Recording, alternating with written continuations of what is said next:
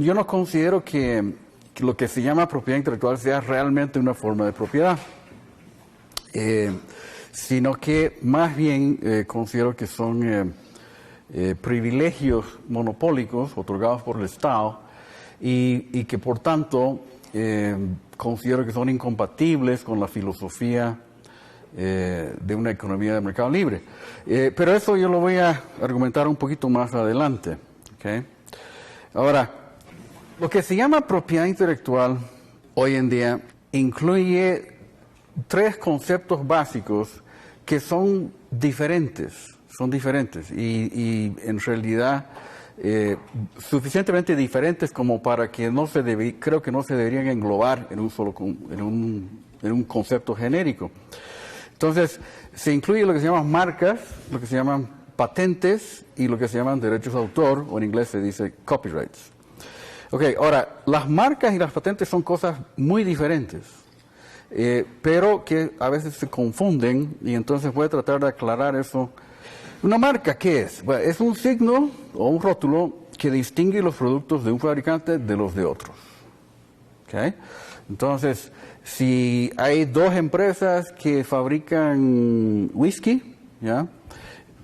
La marca identifica cuál de las empresas fue la que fabricó la botella específica que estábamos examinando.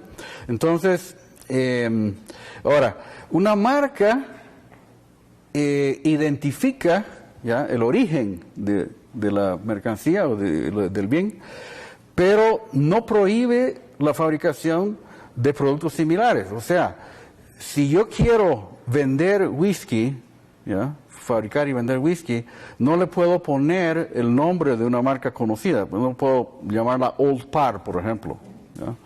Pero sí puedo ponerle mi propia marca. O sea que, entonces, la marca me prohíbe que yo le ponga a mi producto el nombre del producto de otra persona.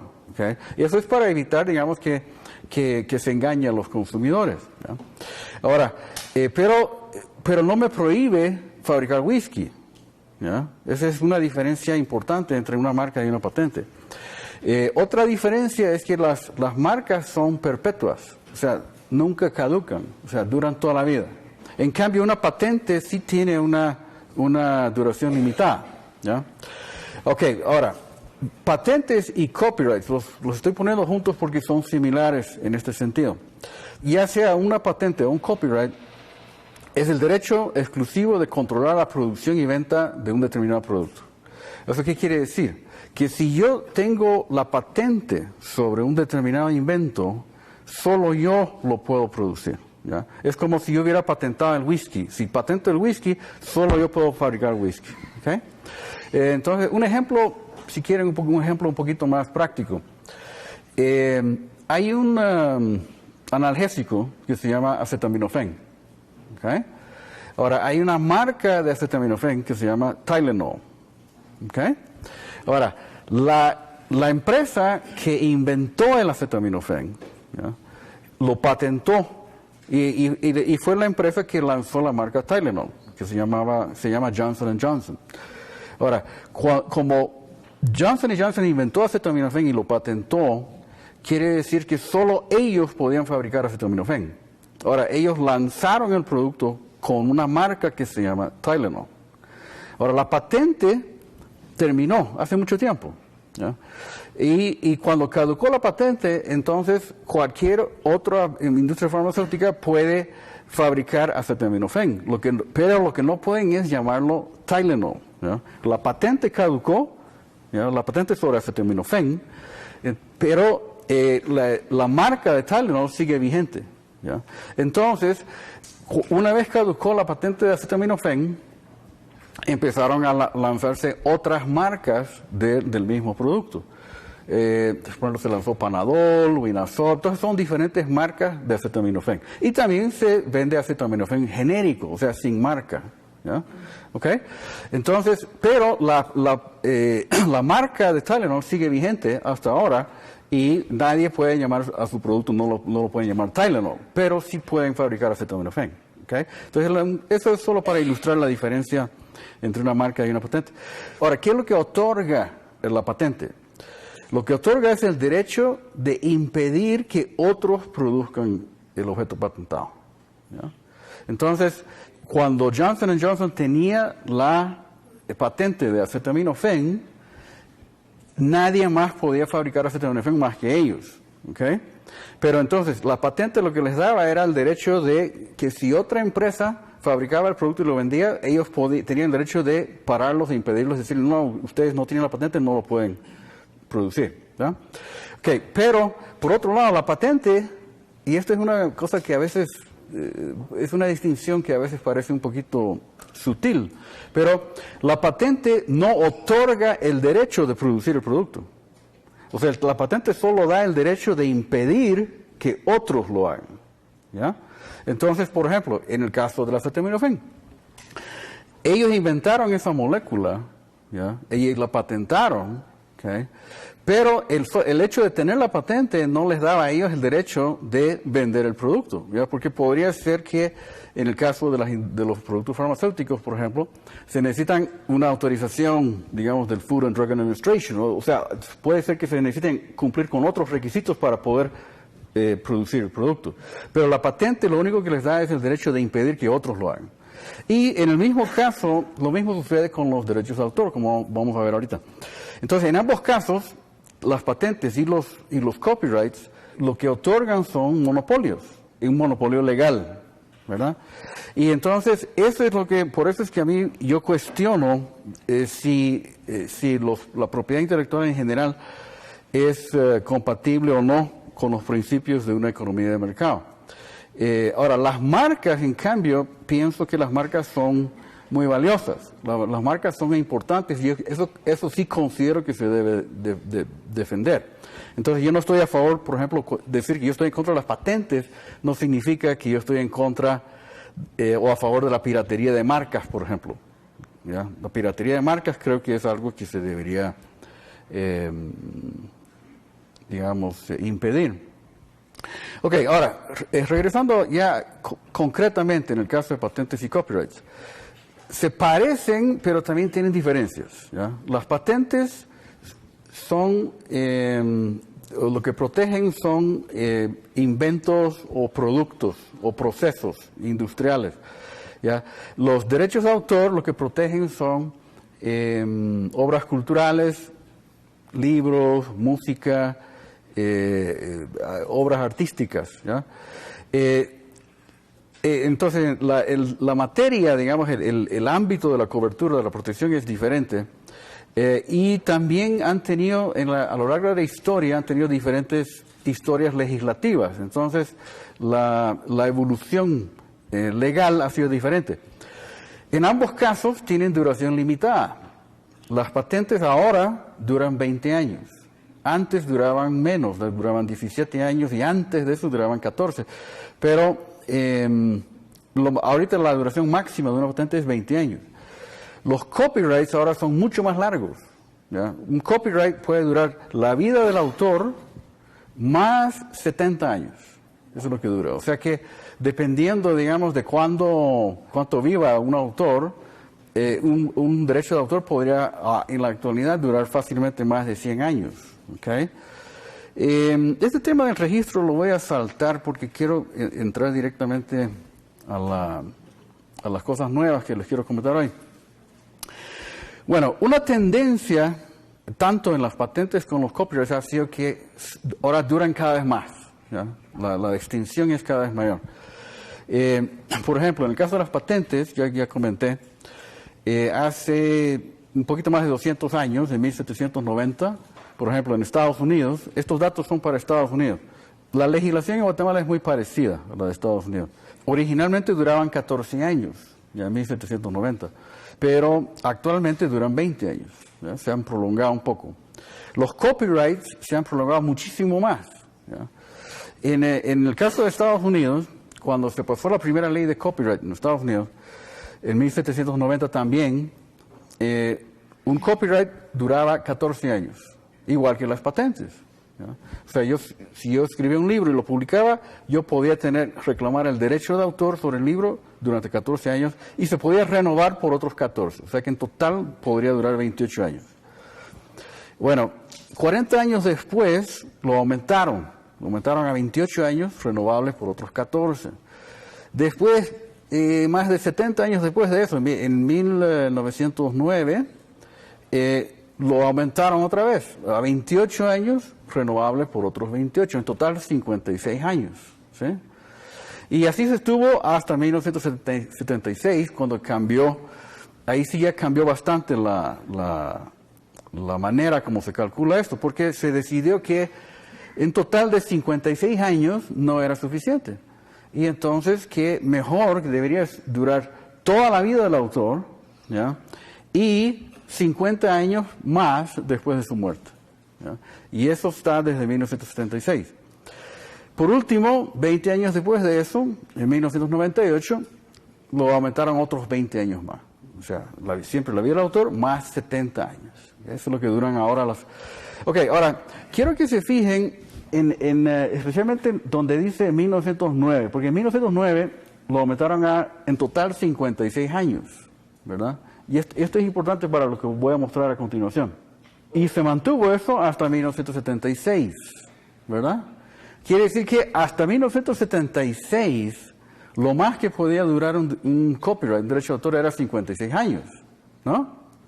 Bueno, entonces quiere decir que en ese año caducaron los copyrights de todos los libros que se habían publicado en 1920, ¿no? ¿Verdad? O sea que cualquier libro publicado antes de 1920, su copyright ya había caducado. Entonces, cuando caduca un copyright, cuando digo que caduca un copyright, quiere decir que se dice que pasa a dominio público. Y cuando pasa a dominio público, cualquier persona lo puede reproducir, lo puede reimprimir el libro, lo puede publicar, ya no necesitan pedir permiso a nadie, ya es de dominio público, ¿ya? Entonces, quiere decir que ahorita, digamos, como una regla práctica, si ustedes quieren saber si un libro está dentro del dominio público o no, lo que podemos estar seguros es que cualquier libro publicado antes de 1920 no tiene copyright, ¿ya? Ahora, después de 1920 ya se complica, ¿ya? Probablemente muchos libros publicados después de 1920 también caducaron sus copyrights, pero eso ya depende de la vida del autor y depende cuánto vivió el autor bueno, básicamente depende de eso. Entonces ya quiere decir que ya es mucho más difícil determinarlo. Pero para libros publicados antes de 1920 es bien fácil, ¿ya? Cualquier libro publicado antes de 1920 no tiene derecho de autor. ¿Ok? Bueno. Ok, ahora quiero comentarles sobre la consecuencia del hecho de que los copyrights ahora sean tan largos. ¿Ok? Y por esto les quiero comentar sobre un estudio que se publicó hace poco. Este señor que se llama Paul Hild. Okay. Paul Hild es un abogado, es un profesor de Derecho, y publicó un paper en el 2014 en esta revista que se llama Journal of Empirical Legal Studies, que tiene un nombre interesante. Y la cosa es que él lo que hizo fue un análisis estadístico. Es interesante porque es un abogado que maneja bastante bien la estadística. O sea, parece un economista en ese sentido. ¿Okay? Bueno, lo que hizo fue que él quería saber los libros que se venden en Amazon, ¿ya? Quería saber la distribución de cómo se distribuyen los libros que se venden en Amazon de acuerdo al año en que fueron publicados. ¿Okay? Y ahora parece que es difícil determinar el año en que se publicaron. O sea que él no podía simplemente hacer un programa y digamos y hacer como un análisis de toda la base de datos de Amazon, digamos, porque en la base de datos de Amazon sale el título del libro, el autor, cuántas páginas tiene, quién lo publicó y el año en que se publicó, pero no el año en que se publicó originalmente el libro, sino el año en que se publicó la edición que ellos están vendiendo, que puede ser una edición nueva de un libro viejo, ¿se dan cuenta? Entonces, lo que él hizo fue que tuvo que tomar una muestra, ¿ok? Y hizo un muestreo usando, digamos, una metodología interesante, ¿ok? Yo no quiero entrar a todos los detalles de la metodología, pero se basa en una cosa que se llama el ISBN. Ahora, yo no sé si ustedes saben qué es eso, pero en cualquier libro que se publica ya en cualquier idioma, se le asigna un número que se llama el International Standard Book Number. ¿Ya? Ustedes agarran el libro y lo van y busquen en una de las páginas, digamos, donde está detrás del título, de toda la información, digamos, de la publicación del libro, y va a haber ese número, que a veces lo publican en la portada también. Entonces, por ejemplo, digamos, ese es un número, un típico ISBN. ¿Ya? Si ustedes escriben ese número y entran lo ponen en Google, lo que les va a salir es este libro de aquí. No sé si lo reconocen. ¿Okay? Probablemente en Economía 1 y 2, ¿no? Tuvieron que usarlo. Bueno, okay. Es un libro bien conocido aquí. ¿Okay? Ahora, lo que hicieron fue que hicieron un programa para generar números aleatorios que tuvieran el formato de un ISBN. ¿Ya? Y entonces entraron a la página de Amazon para ver si lo vendían ese libro. Y entonces de esa forma ellos generaron una muestra de 2.300 libros. ¿Okay? Y entonces de cada uno de esos 2.300 libros, ellos ya se fijaron en qué año había sido publicado la primera edición del libro. ¿Okay? Entonces eso es como un muestreo, una muestra que tomaron, una muestra aleatoria de todos los libros que se venden en Amazon, que son millones, ¿verdad? Ok, y entonces hicieron esta gráfica, que a propósito yo he tapado esa parte en medio, ¿ok? Porque lo quiero dejar un poquito en suspenso todavía. Pero la barra, fíjense, lo que representa es, de la muestra, cuántos libros se publicaron en cada década, ¿ok? Entonces, la primera década, donde dice 2000, es la década, digamos, del año 2000 al 2009, ¿ok? Durante 10 años, y fueron más o menos 250 libros. O sea, el 10% de los libros de la muestra que ellos encontraron fueron publicados en la década más reciente, ¿va? Luego, 1990, son más o menos un poquito más de 100 libros fueron publicados entre 1990 y 99, y así, ¿no? Y todo lo que pueden ver es que va bajando, va bajando, y eso es lo que uno esperaría. ¿Por qué? Porque si ustedes se preguntan cuáles son los libros que más se venden en Amazon, ¿ya? Bueno, probablemente pues van a ser los libros más recientes, ¿verdad? Lo que la gente quiere comprar son los libros más nuevos, digamos, ¿no? Y bueno, la gente también quiere comprar algunos libros más viejos o más antiguos, pero probablemente solo los mejores, digamos, de los libros más antiguos se siguen vendiendo, ¿verdad? Y entonces, como que van pasando de moda, pues, los libros, ¿verdad? Y entonces, ya por eso es que, por ejemplo, digamos, 1930, menos de 50 libros fueron publicados, de la muestra esa fueron publicados entre 1930 y 1939, ¿no? Ok, ahora, ¿qué creen ustedes, digamos, que está detrás de ese cuadro blanco? ¿Creen que probablemente la tendencia igual sigue? Eso es lo que uno esperaría, ¿no? ¿Verdad? Porque incluso la cola lo pueden ver, digamos, también bajo. Ahora, esto es lo que ellos encontraron, ¿ya? Estos son los libros, haciendo una selección aleatoria de libros vendidos en Amazon y viendo cuándo fueron publicados originalmente. Lo que pueden ver es que, por ejemplo, se venden mucho más libros, fíjense, mucho más libros publicados entre 1900 y 1909 que entre el año 2000 y el 2009. Ahora, la pregunta es, bueno, ¿y por qué? ¿Por qué? O sea, ¿qué es lo que está pasando ahí? Bueno, ahora fíjense, ¿dónde empieza la barra a crecer? En 1920, ¿no? El número mágico que les comenté hace un ratito, ¿ya? ¿Por qué? Ahora, esa barra son libros publicados después de 1920 y antes de 1930, o sea, entre 1920 y 1929. No todos esos libros están fuera de copyright. O sea, probablemente esos libros sí están fuera de copyright, están en dominio público, ¿ya? Ahora, definitivamente los libros de la década antes de 1920, todos esos sabemos que están en dominio público, ¿ya? Entonces, ahora, ¿cuál es el efecto entonces del copyright largo? Lo que hace es que, y esta es la interpretación ya del profesor Hield, lo que él dice, parece que el copyright lo que hace es que desaparecen los libros por un tiempo. O sea, él los mantiene fuera de circulación, ¿ya? Los libros, cuando se publican, cuando son nuevos, la gente los quiere comprar. Pero una vez ya se agotan las existencias, ¿no? El libro sigue siendo protegido, sigue estando en copyright, pero ya no se publica. Ya no se imprime, no se vende. Y quedan como medios como escondidos por un tiempo hasta que una vez ya caduca el copyright y entonces ya cualquier editorial los puede publicar y vuelven a salir. Vuelven a salir los libros. Pero la consecuencia del copyright entonces es prácticamente hacer que desaparezcan de circulación por más o menos 70 años. ¿Ya? ¿Ok?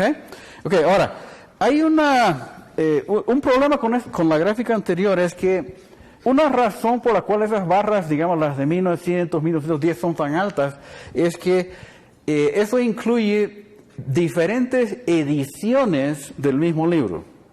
¿Okay? Entonces, por ejemplo, muchos de esos, por ejemplo, entre esos están, digamos, las aventuras de Sherlock Holmes. ¿Okay? Sherlock Holmes es un libro que mucha gente sigue comprando, ¿verdad? Ya caducó hace mucho tiempo el copyright. Cualquier editorial puede sacar una edición de las aventuras de Sherlock Holmes.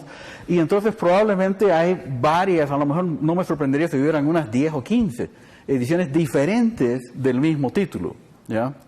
Y entonces Hill también se dio cuenta de eso y lo que dijo fue, ok, en realidad yo no quiero saber cuántas ediciones hay del mismo libro, simplemente quiero saber cuántos títulos diferentes hay, ¿ya? Títulos individuales, ¿verdad? Entonces lo que hizo fue un ajuste, que también el ajuste es un poquito medio complicado, pero no es necesario entrar a los detalles, pero haciendo el ajuste por la cantidad de ediciones, de todos modos se dan cuenta que está esa como... Es como una joroba, ¿verdad? ¿Ya? Esa joroba es el debido, ¿ya? Es el efecto del copyright, ¿ya? Entonces, ahora, ¿qué es lo que hubiera sucedido si no hubiera copyright? Bueno, probablemente, digamos, yo pienso que, digamos, lo que hubiera sucedido es que, digamos, las barras de todos modos iban a ir decreciendo, ¿ya? Porque a medida que los libros van pasando de moda, ya se vuelven menos populares, y ahí solo quedan los mejores, digamos, son los que se siguen editando, y bajaría más o menos de esa forma. Pero entonces, y ese hoyo, digamos, ese hoyo es el que yo creo yo y Hill también, que es el efecto del copyright, ¿ya? Ok, ahora, parte de ese efecto se debe a un problema que se llama el problema de las obras huérfanas. Okay, este es un término que usan en la industria editorial para referirse a una obra que prácticamente ya no tiene dueño. O sea, está protegida, tiene copyright, tiene derechos de autor, pero en cierto modo no tiene dueño, ¿ya? Y ahora, esta definición yo la tomé de Wikipedia. No hay una definición, no hay un artículo de Wikipedia en español sobre obras huérfanas, o sea, pero este es el artículo que se llama Orphan Works, ¿okay? Y lo voy a leer rapidito el párrafo este porque quiero que entiendan el concepto, ¿okay? Dice, an orphan work, dice, is a copyright protected work for which rights holders are positively indeterminate or uncontactable. Es decir, no sabemos quién es el dueño del copyright. No sabemos quién es el dueño, quién tiene el derecho de autor. Sometimes dice only originator or rights holder names are known. O sea, sabemos quién es el nombre del autor, ¿verdad? Pero no sabemos dónde vive, no sabemos si está vivo siquiera. Dice, yet contact is stymied, dice, by the exhaustive unavailability of sufficient further details. A work can become orphan through rights holders being unaware of their holding. A veces el titular del derecho no sabe que él es el dueño. Por ejemplo, puede ser que se muera el autor y los hijos o los herederos ni siquiera saben, digamos, no están al tanto, digamos, no saben que ellos heredaron el derecho de autor del libro de mi papá, digamos, ¿no? Okay.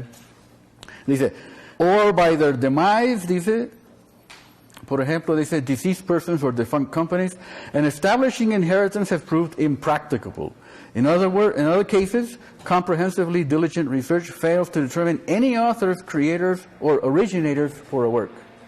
Ahora, ¿qué significa eso? Supongamos que hay un libro que a mí me gusta, me parece interesante, me parece importante, está agotado, no se puede comprar, no hay disponible en las librerías, y tampoco se puede conseguir por Amazon, no se puede conseguir, no se puede comprar, ¿ok? Entonces yo pienso que ese libro se debería reeditar. O por ejemplo, y ahorita les voy a contar un caso ya muy personal. Supongamos que yo quiero traducir un libro. Hay un libro que me parece importante, me parece útil, y yo quiero traducirlo al español y que se publique en español. ¿Okay? Pero no sé dónde vive el autor, ¿ya? La empresa que lo publicó ya no existe. La empresa se liquidó. O sea, entonces, ¿a quién tengo que contactar? Yo quiero contactar. O sea, yo lo quiero hacer legalmente, quiero pedir el permiso, ¿ya? Pero no sé con quién me tengo que dirigir, ¿ya? Y entonces, si no consigo yo un permiso del titular de derecho, yo no lo puedo traducir el libro, no lo puedo publicar, ¿ya?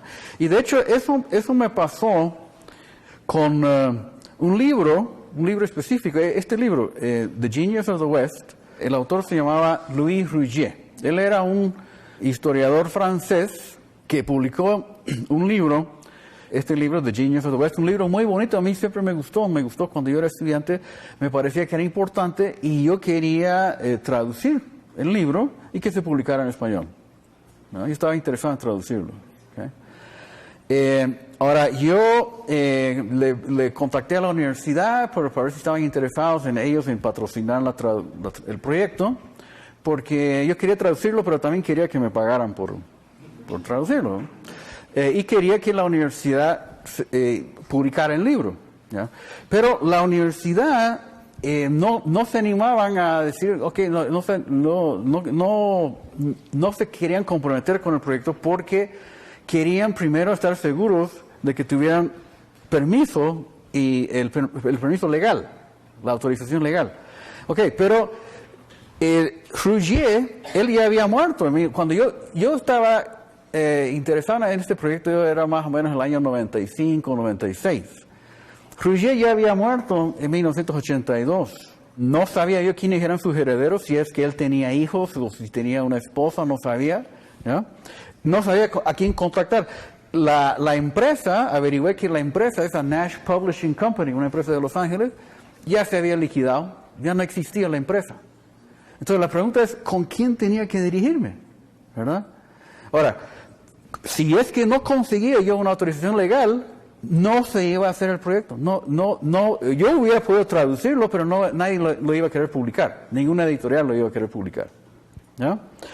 Entonces, lo que hice fue que lo que sí me fijé es que el libro se había publicado en su momento con el patrocinio de una cosa que se llamaba The Principles of Freedom Committee, ¿ya? Era como una especie de fundación que patrocinaba publicaciones así libertarias, ¿no? Y bueno, pero yo también, ese comité, no sabía quiénes eran los que lo integraban, si todavía existía. Y felizmente, este señor Leonard Liggio que estoy mostrando aquí, él era una persona muy amiga de la universidad. Él recibió un doctorado de la universidad y vino varias veces acá. Yo decidí preguntarle a él si es que él sabía. Mire, ¿usted no sabe quiénes son estos Principles of Freedom Committee? Y le expliqué más o menos por qué. Sí, me dijo, sí, sé quiénes son, me dijo. ¿Y por qué? Entonces le expliqué. Entonces me dijo que él, y esto es la pura suerte, fíjense, él en su momento fue el secretario era el secretario de ese comité. Me dijo, el comité ya no existe, ¿ya? Pero yo fui el secretario de ese comité, ¿ya? Entonces, me dijo, Rougier ya murió, su esposa también ya murió, ellos no tuvieron hijos, O sea que prácticamente, ahí sí que es una obra huérfana. ¿Ya? El derecho de autor seguía vigente, ¿ya? Pero no había ningún titular del derecho, ¿verdad? Entonces me dijo, ¿sabe qué? Yo le autorizo. O sea, él tomó, como dicen en inglés, he took it upon himself, ¿ya? Por iniciativa propia, él dijo, yo en nombre del comité, del Principles of Freedom Committee, yo lo autorizo a usted para que usted traduzca el libro y que la universidad lo publique. ¿Verdad? Y tuvimos alguna correspondencia, me mandó un email, y esta es la única autorización legal, digamos, el único documento que yo tengo es este email que él me mandó, ¿verdad? Lo abrevié un poco porque había algunas cosas personales que no quiero que ustedes vean, ¿verdad? Pero básicamente, fíjense, miren, dice, regarding the Principles of Freedom series, which was housed at IHS after it was moved from Wabash College, I am the responsible person. Ahora, ¿cómo yo sé que él estaba diciendo la verdad? No lo sé. Él simplemente estaba afirmándolo. ¿Ya? ¿Ok? Dice, good guess on your part. Dice, Frugier and his family are deceased. I take the responsibility on behalf of the Principles of Freedom series to give you and or UFM to translate The Genius of the West into Spanish and to publish it. Con eso para la universidad, para la Marroquín fue suficiente. ¿Ya? Giancarlo Ibarwen, que todavía no era rector, él era el secretario de la universidad, él dijo, ok, está bien con eso. O sea, si Leonard Liggio lo autoriza, y entonces, por último, si estamos haciendo algo ilegal, el que lo está haciendo es Leonard Liggio. ¿Ya? Y entonces, o sea, digamos, el que le va a caer es a él. Pero ya la universidad quedaba, digamos, se cubría la espalda, y se hizo y se publicó el libro, y al final yo hice la traducción, y se publicó, lo publicó una Unión Editorial, una editorial de España muy prestigiosa. El libro tiene un prólogo de Hayek, que es un libro muy bonito. Creo que algunos de ustedes lo han leído, porque yo lo he usado en varios seminarios. Lo he usado muchas veces, y yo sé que también en otras clases también se usa. O sea, la historia tuvo un final feliz, ¿se dan cuenta? ¿Ya? Pero piensen en la cantidad de obras que están en la misma situación. ¿Ya? Hay montones de obras que probablemente mucha gente quisiera publicar, ¿ya? Pero que están en ese limbo. ¿Se dan cuenta? El libro queda en un limbo legal hasta que caduca el copyright. Y de ahí y cuando ya caduca, entonces empiezan a salir otra vez. ¿Ya?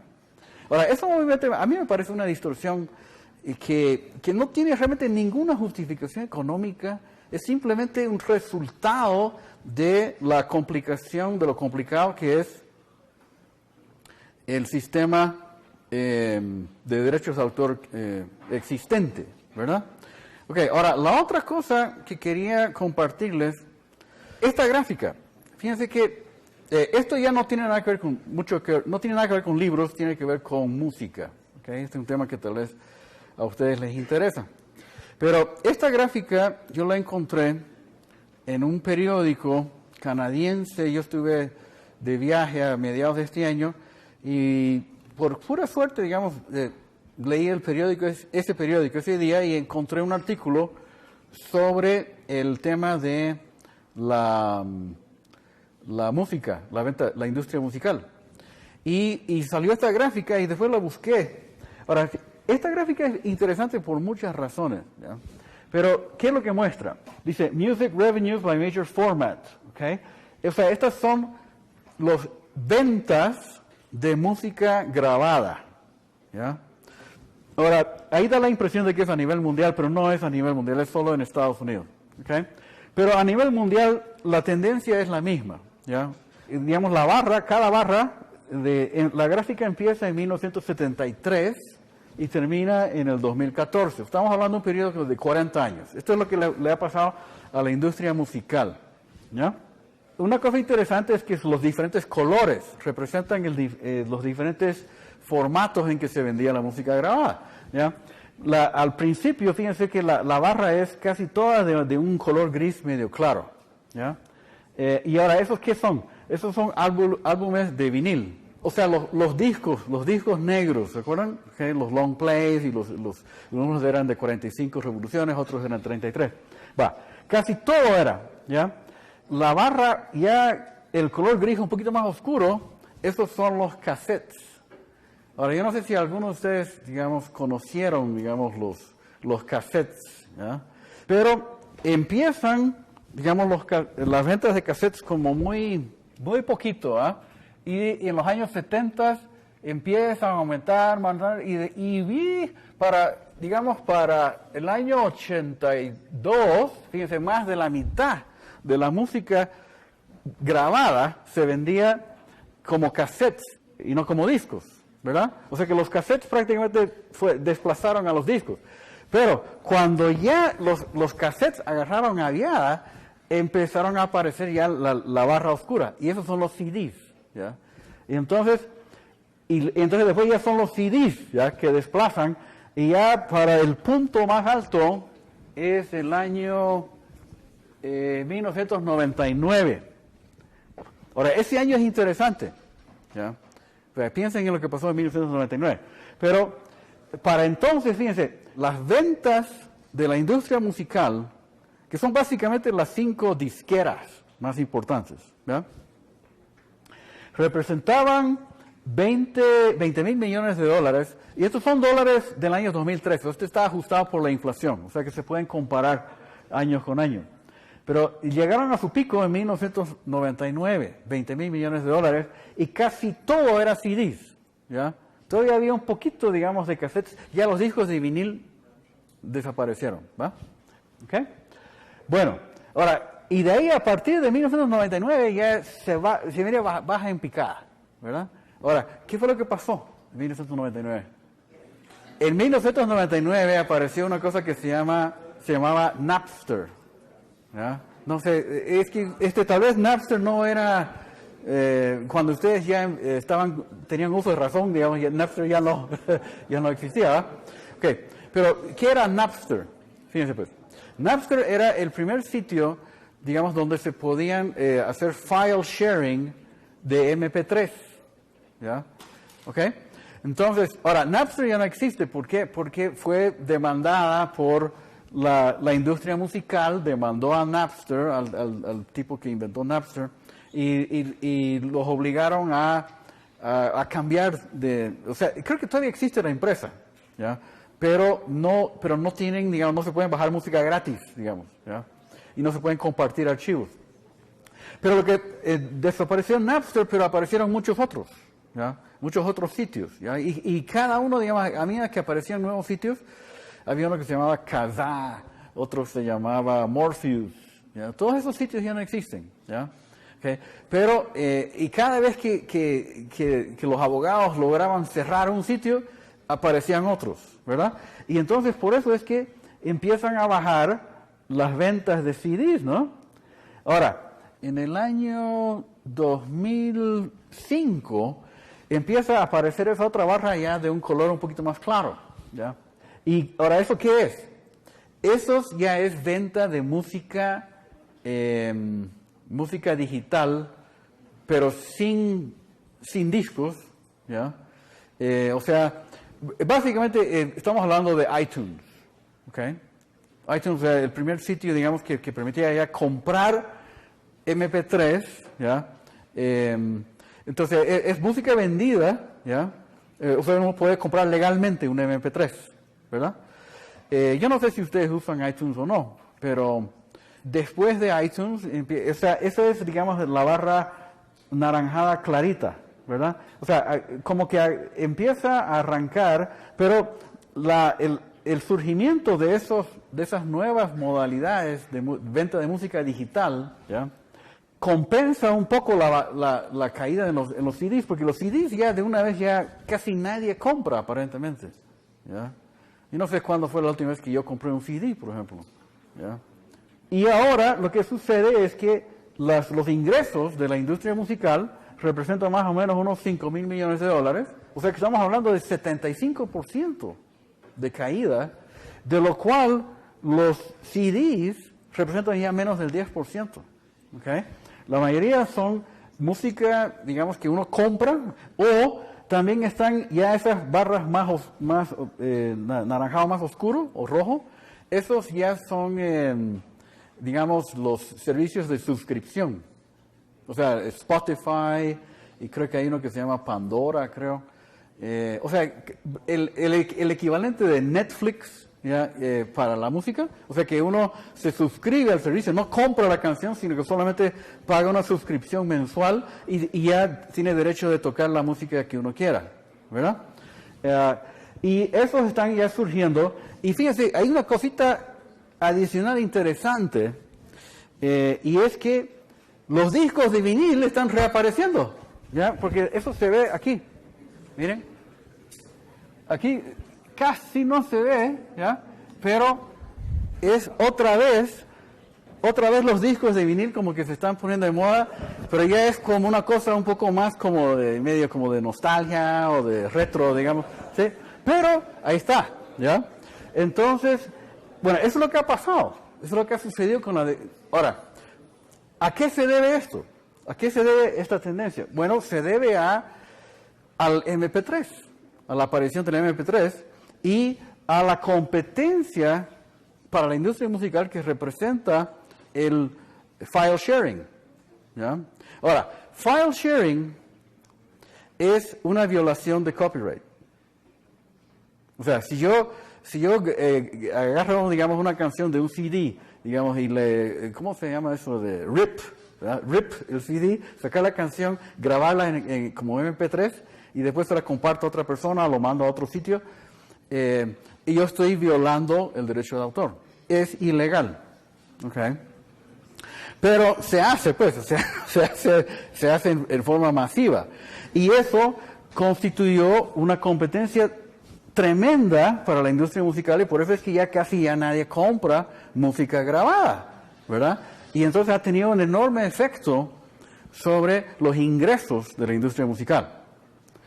Ok, ahora, obviamente para la industria musical, esta competencia, incluso llamémosla por su nombre, esta competencia ilegal, ¿ya? Por parte de, digamos, de los MP3, la gente que graba MP3 y los comparte, ¿ya? Ha tenido un enorme efecto sobre los ingresos de la industria musical. Las disqueras ganan menos dinero. Probablemente los músicos también ganan menos dinero por música grabada. Ahora, los músicos ganan dinero no solamente por música grabada. De hecho, la mayoría de los músicos ganan mucho más dinero por medio de conciertos, dando conciertos en vivo, que vendiendo discos. ¿Okay? Casi todos los músicos son así. Así que yo no me preocupo tanto por los músicos, pero la industria musical sí está sufriendo enormemente. ¿Okay? Ahora, la pregunta es, ¿debería preocuparnos eso? Es decir, a la industria musical le preocupa, obviamente, pero ¿a quién más debería preocuparle? O sea, ¿nos debería preocupar a nosotros como usuarios, como consumidores de música? ¿Nos debería preocupar esto? Bueno, debería preocuparnos si es que, como consecuencia de eso, podríamos, digamos, concluir, digamos, de que se está haciendo menos música, por ejemplo. O sea, la pregunta para los consumidores, lo que les debería interesar es, bueno, nosotros lo que queremos es que se haga nueva música, que haya más música nueva y de buena calidad. Ahora, la pregunta, ¿ustedes creen que en esos últimos 15 años, desde 1999 para acá, ha bajado la creación de música? O sea, ¿se están haciendo menos nuevas canciones que antes? Yo no lo he percibido, honestamente. ¿Okay? ¿Y creen ustedes que la música nueva que se hace es de menos calidad que la música? Bueno, tal vez sí, si uno es medio de la generación anterior, dice, es que la música que escuchan ahora es horrible. No, bueno, pero eso ya son los viejos que piensan así, ¿ya? Pero yo no creo que la música no haya bajado ni siquiera, ni en cantidad, ni en calidad, ¿verdad? Entonces, no deberían preocuparnos, ¿ya? O sea, los que deberían estar preocupados es la industria musical, ¿ok? Pero, aparte de ellos, nadie más debería preocuparse. Ok, ahora, la otra cosa que quería comentar, fíjense la composición, la manera como se venden ahora la música. Estas son las ventas de CDs, de discos, ¿ok? Eso ha bajado enormemente. Y ahora más de la mitad de la música grabada que se vende es música digital, ¿sí? Música digital, ya sea por iTunes, que la gente compra las canciones, o por, digamos, que la gente paga por digamos, como que una suscripción. Pero, mira, ahora, ¿cuál es la diferencia entre esta música, esta forma de vender música, y esta? La diferencia es que cuando se vende la música por discos, que era la forma tradicional de vender, la industria musical estaba muy cómoda con el CD y antes de eso con los discos. Lo que les gustaba a las disqueras era vender discos, ¿ya? Ahora, un disco contiene muchas canciones, ¿ya? Ahora, ¿qué es lo que la gente quiere? La gente quiere escuchar canciones específicas. Y muchas veces, por ejemplo, si yo quiero escuchar, a mí me gusta, digamos, un par de canciones, digamos, de un grupo. No me gustan todas sus canciones, me gustan unas 2 o 3 canciones de ellos. Esas son las que yo quiero comprar. Pero si yo quiero escuchar esas canciones, tengo que comprar el disco entero. ¿Entiendes? Tengo que comprar el paquete, porque la industria musical estaba acostumbrada a vender paquetes de música. Y así, y no querían cambiar. Ahora, la música que se compra ahora por internet es canción por canción. La gente compra la canción, no compra el disco. Yo me imagino que se pueden comprar un disco entero también, si uno quisiera. Pero básicamente la gente compra canciones, ¿ya? Y entonces, ahora hay mucha más flexibilidad, ¿se dan cuenta? Para los consumidores. Los consumidores pueden comprar la canción específica que les gusta y no están obligados a comprar el resto de las otras 15 canciones que ni siquiera me gustan, ¿no? Entonces, ahora, eso no hubiera sucedido. No hubiera ese cambio. O sea, ese es un cambio enorme en el business model de la industria musical. Y es un cambio que ha sido muy positivo para los consumidores. Aumentó la satisfacción de los consumidores. Y al final eso es lo que nos debería interesar, ¿ya? Nosotros, como economistas, no nos interesa realmente si las empresas ganan mucho dinero o no, ¿ya? Lo que nos interesa es que los consumidores, ¿ya?, estén satisfechos. ¿Ya? El objeto de la economía es satisfacer las necesidades de los consumidores, no garantizar grandes ganancias para las empresas, ¿ya? Entonces, este cambio en este modelo fue un cambio muy positivo para los consumidores, pero nunca hubiera sucedido si no hubiera sido por Napster. Si no hubiera aparecido el MP3 y el file sharing. O sea, si la gente no hubiera empezado a violar los derechos de autor de las canciones, la industria musical nunca iba a cambiar, ¿ya? Y la nueva situación los obligó a cambiar, ¿okay? Pero como digo, no se hubiera dado si se hubiera mantenido. O sea, si todos hubiéramos sido como súper respetuosos de los derechos de autor y dicen, no, es que es un derecho de propiedad y la propiedad es sagrada, ¿verdad? Y entonces, no lo voy a copiar la canción porque eso es ilegal y además es inmoral. Okay. Bueno, si la gente se hubiera puesto en ese plan, nunca se hubiera dado este cambio, ¿ya? Las empresas nunca, por su propia iniciativa, no iban a cambiar el business model con el cual estaban tan acostumbrados y estaban muy satisfechos. Okay. Bueno, entonces eso es lo que quería compartir con ustedes, estas 2 gráficas. Y ahí está mi email, si alguien, digamos, me quiere escribir comentando esto o si quieren pedir alguna información, pues con mucho gusto. Antes, cuando uno alquilaba películas, decía, no robarías un carro, no robarías una prenda de ropa. Entonces, ¿por qué piratearías una película? Sí. Pero ahora con las impresoras de 3D y todo lo que ofrece eso, no se podrá que suceda esto mismo que pasó con la música, con objetos que antes hubieran sido considerados como robo. Es decir, si yo consigo, como creo que ya pasó hace un par de años, el archivo para hacer una pistola y la logro imprimir en una impresora 3D en mi casa. ¿Usted imprimió una pistola en su casa? No, esto pasó hace un par de años. Con las impresoras 3D se puede conseguir un archivo por internet, piratearlo y después imprimir ese objeto. No va a hacer eso lo mismo que la música y no haría eso que cambie completamente la industria de... O sea, el tema de las patentes, usted está pensando más en las patentes. No, por ejemplo, digamos, si yo necesito comprar este proyector, tengo que ir a Max, por ejemplo, y comprarlo. Pero si yo consigo el plano y lo logro imprimir en 3D, voy a tener el proyector sin pagarle a nadie, que se podría decir que es lo mismo con la música. No compré el álbum, pero ahora tengo la música. No revolucionaría... Pues mire, lo que pasa es que la tecnología da y la tecnología quita, ¿ya? El problema de las leyes estas, digamos, de propiedad intelectual, especialmente las patentes y los derechos de autor, es que cambia la tecnología y las leyes no cambian, ¿ya? Entonces se tratan de mantener, tratan de proteger, digamos, garantizar las mismas protecciones que siempre existieron, cuando a veces la tecnología las vuelve obsoletas, ¿ya? Entonces, cuando apareció el cassette,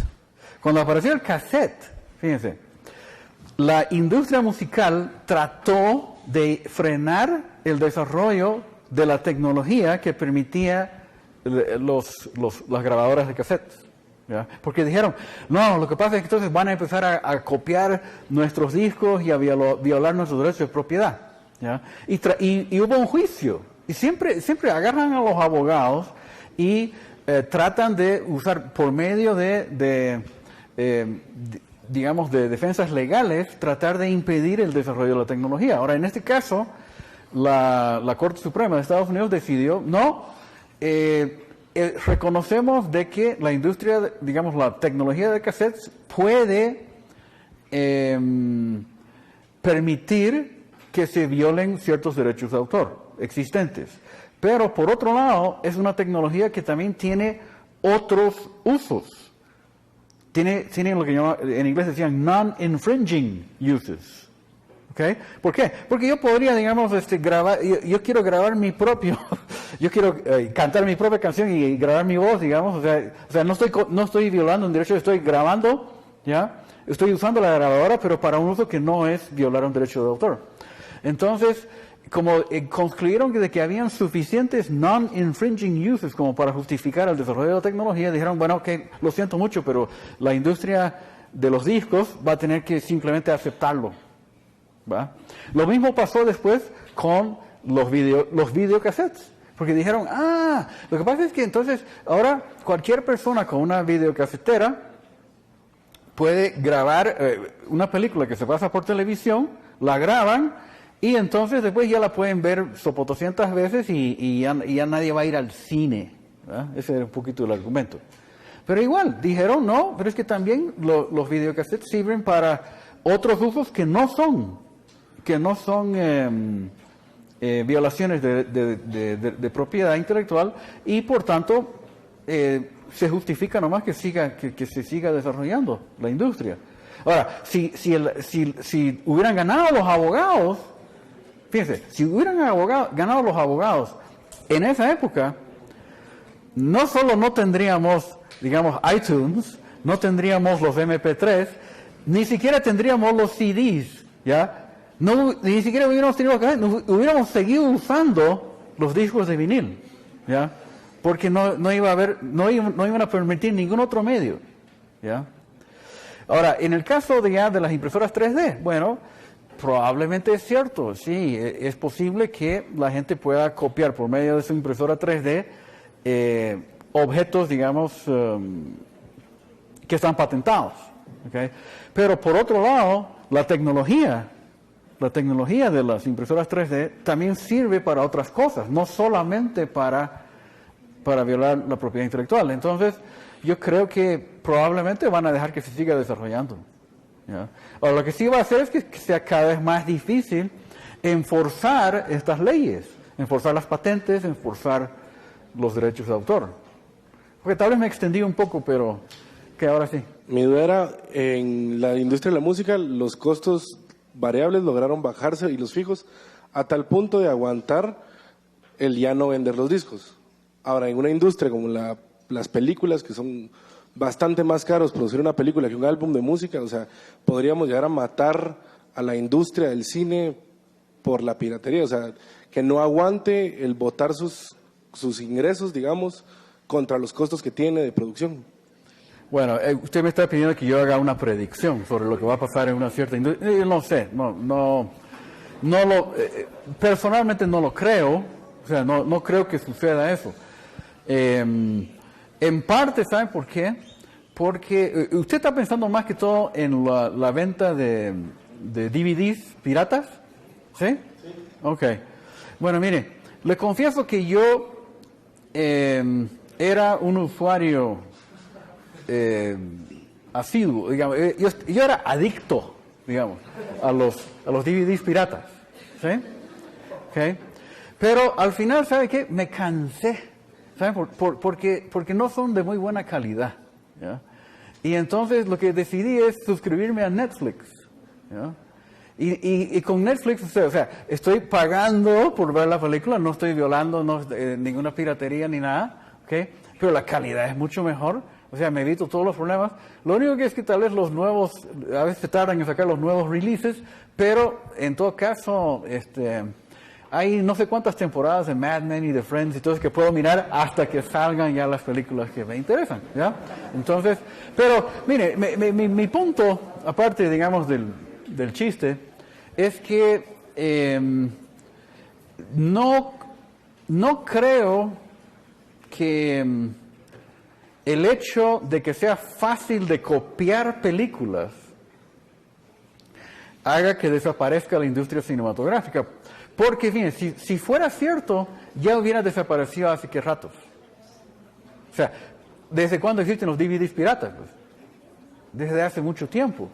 Y siguen sacando nuevas películas. Se siguen haciendo nuevas películas, ¿no? A lo mejor Netflix va a ser la salvación de la industria musical porque va a ser una alternativa legal relativamente barata para no recurrir a la piratería. Como iTunes, exactamente. Exacto. Pero iTunes, la diferencia es que iTunes uno compra la canción. O sea, estoy pensando más como Spotify. Spotify es como el equivalente de Netflix, ¿verdad? Esta gráfica lo que nos está hablando un poco es, el objeto de analizar la gráfica es analizar qué beneficios los usuarios de, en este caso la música, obtienen a través del uso de la tecnología. Pero desconozco un poco del tema y mi pregunta se refiere a el otro lado de la industria, o sea, en cuanto al trabajo de las personas que han, por ejemplo, perdido trabajo por la desaparición de copyright en algún momento con el sistema de poder trasladar los MP3 sin ningún costo. Usted dice, la gente que trabajaba en la industria musical. Exacto, como no conozco, mi pregunta es, estamos hablando de beneficio, el beneficio no solo de los consumidores, sino de los trabajadores de la industria. Ya. Y lo más probable es que la gente que trabajaba en las industrias musicales están trabajando ahora en otras empresas donde son más eficientes. ¿Por qué digo eso? Mire, pues, lo que esto demuestra es que con la tecnología nueva, la industria musical, digamos, me refiero más que todo a la industria discográfica, las empresas que venden discos, no son necesarios. Lo que esto demuestra es que, miren, ¿qué es o era la industria discográfica? Eran un intermediario entre los productores de música, que son los músicos, y los consumidores de música, que somos, bueno, todos nosotros, ¿ya? Y entonces, es que yo quiero escuchar a, no sé, a Maná, digamos, pero no quiero tener que estar ahí escuchándolo en vivo. Ya quiero escucharlo en mi casa. Okay, tengo que comprar una versión grabada de una canción de Maná, ¿verdad? Entonces, había una época en que la única forma factible y eficiente de producir y vender música, de grabar música y venderla, era por medio de discos. ¿Okay? Entonces ahí es donde surge la industria musical, las disqueras, con todos sus empleados. ¿Ya? Pero las disqueras eran un intermediario. ¿Y por qué existía el intermediario? Porque era necesario. ¿Ya? Ahora, ¿qué es lo que sucede ahora? Lo que esta gráfica demuestra es que ese intermediario ya no es necesario.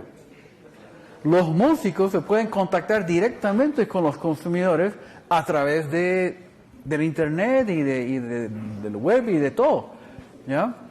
Entonces la industria discográfica se volvió obsoleta.